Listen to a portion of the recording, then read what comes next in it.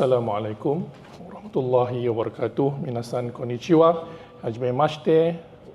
One des. Watashi wa kokai gin des. Thank you, one moderator, for introducing me as a member of parliament. Just a bit of note. I'm here not representing my party. I'm here as, just like everyone here, researcher. But one thing for sure, if I were to be in the government, I would definitely push this policy as one of the major policies for my party, the opposition. Thank you, and thank you for allowing me to present a very important report which I have produced and even presented to some important figures in Malaysia, especially the Embassy of Japan, Shikata-san, the ambassador himself. And supposedly this report or paper will be delivered to Yang Amat Berbahagia, Tun Dr. Mahathir Mohamad, who Alhamdulillah today celebrates his centurion age, Alhamdulillah. And I was informed why we changed venue so many times because of him as well. There are certain people in this government who are quite sensitive when it comes to seeing Dr. Mahathir in the posters or even any other programs. Please bear with me as a politician in this seminar. Right, the gist of my paper is very much my personal observation and also resulting from my recent engagement in Tokyo, courtesy of Dr. Hiroki Kushimoto, who's at the back, who's my colleague, who invited me to present, to give a lecture at the Sophia University when I attended Nikkei Forum alongside Tun Dr. Mahathir in June. And during those 2 weeks sojourn in Tokyo, I have engaged a number of important politicians from Japan, and I've presented my proposal on the need to ramp up or elevate Malaysia-Japan bilateral relationship in the name of Look East policy. Why Look East policy is important for Islamic da'wah in Japan, as we all know, among all Muslim nations, the closest one to Japan is Malaysia, Indonesia. And by virtue of our historical experience in embracing Islam, our experience is very unique in the sense that Islam spread to Malay world not by war, but mostly through trade and a certain strand of Islam, which is Sufism. When we try to introduce Islam or help propagate Islam in Japan, I believe Malaysia and the Malay civilization has strong spiritual capital that might be more compatible and acceptable to Japanese people compared to other Muslim brothers from other nations. Because of we are also Easterners and the closest to Japan, our Look East policy that was institutionalized by Tun Dr. Mahathir 40 years ago had, as testified by Brother Zulkarnain from this GDC, has helped a lot to really bring and introduce Islam to Japanese society. Can you please next? Right. You see, the problem of Look East policy nowadays, because it is so centralized to one political figure called Tun Dr. Mahathir. Yes, many other politicians or previous prime ministers like Dr. Sri Najib Razak, even now Dr. Sri Anwar Ibrahim, they all continued this good work. Nonetheless, the real understanding of Look East policy is still being, I would say, formed by Dr. Mahathir.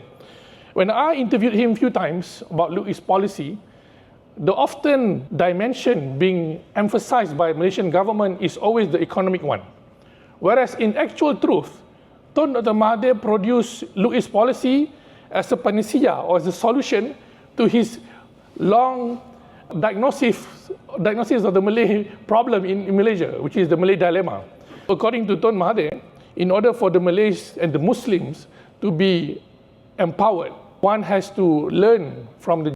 So Look East policy originally was designed not only or solely for economic reason, but more importantly, as a way of intercultural exchange between Malaysia and Japan. But nonetheless, after almost 50 years already, the policy is being instituted by the government of Malaysia. As the lawmaker, as a member of parliament, and as like many of you guys here, product of Look East policy, I can see the trajectory of the policy has been wing has become too limited, too confined to economic dimension, which is not that good. Why? Because we lost the important dimension of human to human exchange. Thanks. When I meet some of these politicians from the CDP party, and also I went to see the Deepen Foundation, one of the reasons why I brought this issue is because in order for us to continue good relation between Malaysia and Japan, there must be a more comprehensive policy of bilateral relationship for the next 100 years. These sort of things, the champion or those who want to drive must be politicians, not scholars. And politician has the power, the tools, the latitude to talk to the Japanese government.